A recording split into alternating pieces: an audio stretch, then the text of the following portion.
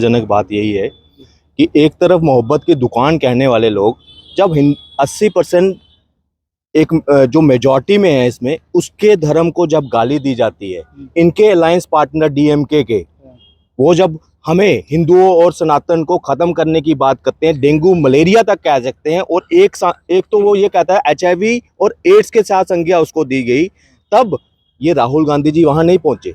ये अपना जनेऊ दिखाते थे कभी आपको, आपने उत्तर प्रदेश के चुनाव पे ये जनेऊ ऊपर पहनते थे कुर्ते के ऊपर, और दत्तात्रेय कोल बना ब्राह्मण अपना गोत्र बताते थे, मगर हिंदुओं के ऊपर इनकी चुप्पी। अब मैं बात करता हूँ दानिश अली की। दानिश अली एक कोई आप कह रहे हैं कि संसद में चुना हुआ सांसद, ये वही चुना हुआ सांसद है जिसको भारत माता बोलने में आपत्ति है। इसका वीडियो आज से नहीं पहले से वायरल है कि एक कार्यक्रम चल रहा था और वहां पे भारत माता की नारे लगते हैं और ये उठकर बैठ जाता है और हंगामा करने लगता है। जो हमारे देश का उसका बंधन नहीं कर सकता, उसकी जय नहीं बोल सकता, वो संसद में क्या गरिमा रखेगा, क्या अपनी बात रखेगा।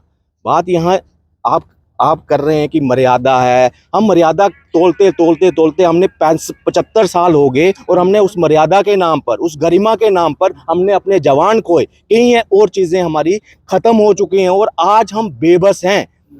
जब हमारे प्रधानमंत्री को नीच शब्द इसने कहा, किसी ने आवाज़ उठाई, कहा, तब उससे आपत्ति की, कहते नीच को नीच नहीं कहूँगा तो क्या कहूँगा।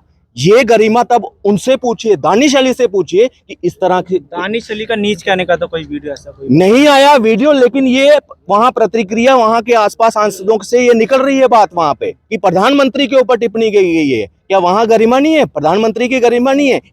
इसी संसद में नोट उछाले गए थे एक बार, तब उस गरिमा नहीं थी। कहीं और ऐसे चौकीदार चोर है, इसी संसद में बोला गया है, तब गरिमा की याद नहीं आती। नहीं, मैं एज ए पार्लियामेंट्री अगर देखा जाए तो पार्लियामेंट्री वर्ड नहीं थे, मगर मैं उतनी ही निंदा करूंगा जितना राहुल गांधी ने स्टालिन के ऊपर की। भाई रमेश बदूरी ने, वो समझो एक तरह का उसका सबर का बांध टूटा है उसका, अगर उसने कुछ बोला है, आज देश की जनता तय कर रही है, वहां पे देश ने चुनकर भेजा था, देश की जनता ने चुनकर भेजा था, तो आज देश की जनता जवाब भी देगी। अगर वो फिर से जीत कर आते हैं तो मतलब जनता उनके साथ है। तो ये एक इसको राजनीतिकरण भी करने की कोशिश की है। ये भी कहना है कि सांसद से भी इस्तीफा दे सकते हैं। देखिए धार्मिक भावना है क्या मुस्लिमों की?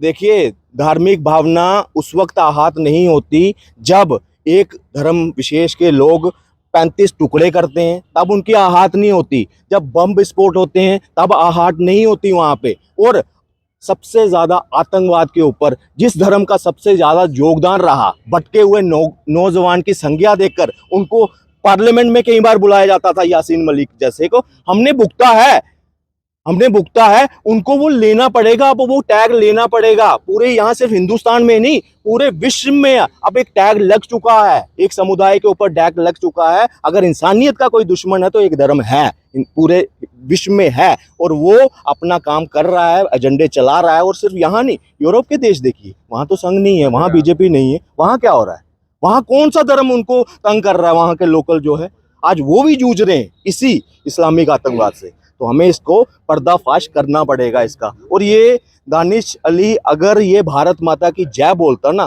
तो शायद हम भी उसमें कंडेम करते, मगर वो जो देश का नहीं है वो हमारा भी नहीं है। जिस तरीके से इन्होंने आतंकवादी बोला है और कठमुल्ला जो बोला है, वो देखिए, अगर शब्दों का ही देखा जाए, कठमुल्ला गाली कैसे है? जिसका कटा नहीं है वो मुल्ला ही नहीं है, ये खुद मानते हैं। जिसका खतना नहीं है तो वो तो खतना कहते हैं, क्या बोलते हैं इसको, जो वो है ही नहीं तो वो मुल्ला ही नहीं काउंट किया जाएगा। फारूक अब्दुल्ला की बात बताता हूँ, उमर अब्दुल्ला ने अपने उसकी सचिन पायलट की जो है सरदार वहाँ शादी की थी, उसके बच्चों का उसकी बीवी ने वो नहीं होना, खतना नहीं होने दिया। जब वो 10-10, 12-12 साल के हो गए, उसके बाद जैसे वो राजस्थान गई है, उसके पीछे से जबरदस्ती वहां पे करवाया है। वो अपने, अगर ये आप सिर्फ इसको अलग से वो ले रहे हो, ये इतना कोई बड़ी बात नहीं थी। अगर नहीं है, अगर ये मेरे इसमें तथ्यों में बात नहीं है, अगर कोई खतना के बिना मुसलमान है तो बताइए। अगर दानिश अली ने भी प्रधानमंत्री के लिए कुछ कहा गया तो उनके खिलाफ भी कार्रवाई होनी चाहिए। बिल्कुल होनी चाहिए, और जांच बैठी है। देखिए, जांच बैठी है, जो इसमें गुनाहगार होगा उसको सजा मिलेगी।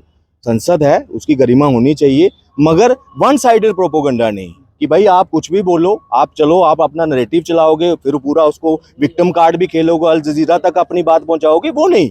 अगर है गलत है तो दोनों तो पक्ष हैं, दोनों की इंक्वायरी करवाओ। उसने क्या कहा, पूरी वॉइस रिकॉर्ड होती है, तो उसमें पूरी इंक्वायरी होगी। ओम बिरला जी फैसला करेंगे इसमें, कोई, हम संविधान को मानने वाले लोग हैं।